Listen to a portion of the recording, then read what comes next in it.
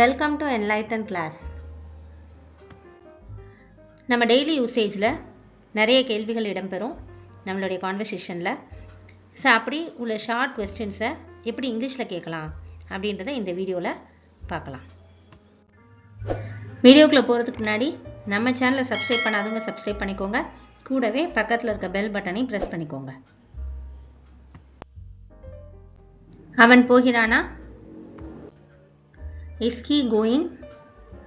Is he going?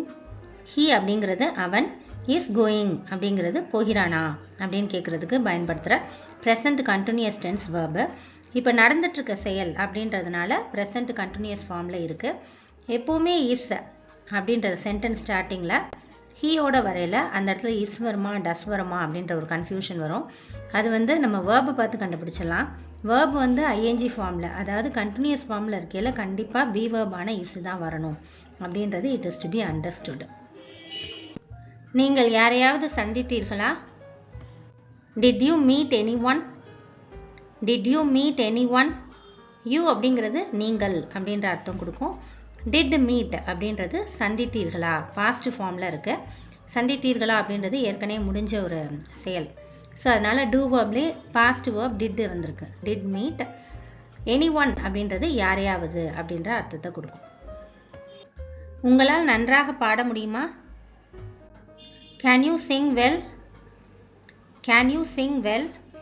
You அப்படிங்கிறது இங்கே உங்களால் அப்படின்ற அர்த்தத்தை கொடுக்குது. கேன் சிங் அப்படின்றது பாட முடியுமா, வெல்னா நன்றாக. நான் அதை முயற்சி செய்யலாமா? Can I try it? Can I try it? I நான், கேன் ட்ரைன்றது முயற்சி செய்யலாமா, இட்டுன்றது அதை அப்படின்ற அர்த்தம் வரும். ஆங்கிலம் எளிதானதா அல்லது கடினமானதா? Is English easy or difficult? Is English easy or difficult? Easy அப்படின்றது எளிமையானது, டிஃபிகல்ட்னா கடினமானது. ஆனால் இது ஒரு கொஸ்டின் சென்டென்ஸ் அப்படின்றதுனால எளிமையானதா இல்லை கடினமானதா அப்படின்னு வருது. அப்புறம் இந்த சென்டென்ஸில் முன்னாடி இஸ் வருமா டஸ் வருமா அப்படின்ற ஒரு கன்ஃபியூஷன் வரும். எனக்கும் அடிக்கடி அந்த இஸ்ஸு டஸ்ஸு இல்லை ஆறு டூ இதில் தான் கன்ஃபியூஷன் வரும். இதுக்கு நான் என்ன பண்ணுவேன் அப்படின்னா, இப்போ is English easy or difficult இதை ஆன்சர் பண்ணி பார்ப்பேன். இங்கிலீஷ் இஸ் ஈஸி ஆர் இல்லை இங்கிலீஷ் இஸ் டிஃபிகல்ட்னு சொல்லுவோம். அப்போ அதை ஆன்சர் பண்ணையில் இஸ் வந்துச்சுன்னா அந்த சென்டென்ஸ்க்கு அந்த கொஸ்டினுக்கு முன்னாடி இஸ் தான் வரணும்.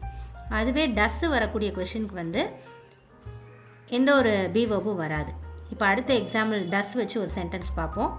அதை பார்க்கல இன்னும் கொஞ்சம் உங்களுக்கு கிளியராக புரியும். அவள் உன்னை அறிவாளா? அப்படி இல்லைன்னா அவளுக்கு உன்னை தெரியுமா அப்படின்னு கேட்குறதுக்கு does she know you? Does she know you? இந்த எஸ்ஆர்னோ கொஸ்டின் பாருங்கள், டஸ்ல ஆரம்பிச்சிருக்கு. ஷீ அவள், டஸ் நோ அப்படின்றது தெரியுமா அறிவாளா அப்படின்னு அர்த்தம் வரும்.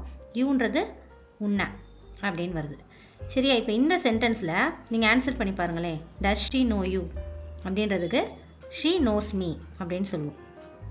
சரியா? பாசிட்டிவாக சொல்கிறதுக்கு. அப்போ ஷீ நோஸ் மீன்னு தான் சொல்ல முடியும், ஷீ இஸ் நோ மீன்னு சொல்ல முடியாது. அப்போ இந்த இடத்துல இஸ்ன்ற பி வேர்ப் வர முடியாது. அப்போ இங்கே டஸ் தான் கரெக்டு. இப்போ எப்போவுமே நம்ம எஸ்ஆர்னோ கொஸ்டினில் டஸ்ஸு இஸ்ஸு இந்த கன்ஃபியூஷனுக்கு பாசிட்டிவ், அதாவது எஸ் கொடுத்து அதுக்கு ஆன்சர் பண்ணி பார்த்தா அதில் பி வேர்ப் இஸ்ஸு வர மாதிரி ஆன்சராக இருந்துச்சுன்னா அந்த கொஸ்டினில் இஸ்ஸு வரும். பி வேர்பே இல்லாமல் வெறும் மெயின் வேர்ப் மட்டும் வர மாதிரி ஆன்சராக இருந்துச்சுன்னா அந்த கொஸ்டின் டூ வேர்ப்ஸ்லாம் ஆரம்பிக்கும். உங்கள் குடும்ப பெயர் என்ன? What is your surname? What is your surname? வாட்னா என்ன? Is helping verb.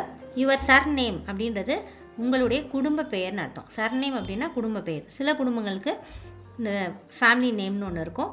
ஸோ அதை இங்கிலீஷில் எப்படி சொல்லுவோம்? சர்நேம். நீங்கள் எவ்வளவு உயரமாக இருக்கிறீர்கள்? How tall are you? How tall are you? ஹவுன்றது எவ்வளவு, டால் உயரத்தை குறிக்குது. ஆர் யூ ஆர் இருக்கிறீர்கள், யூன்றது நீங்கள் அப்படின்ற அர்த்தம் வரக்கூடிய சென்டென்ஸ் இது. என்ன தவறு? What is wrong? What is wrong? What என்ன, ராங்ன்றது தவறு. எது தவறு? Which is wrong? Which is wrong? Which எது, ராங் தவறு. இது என்ன?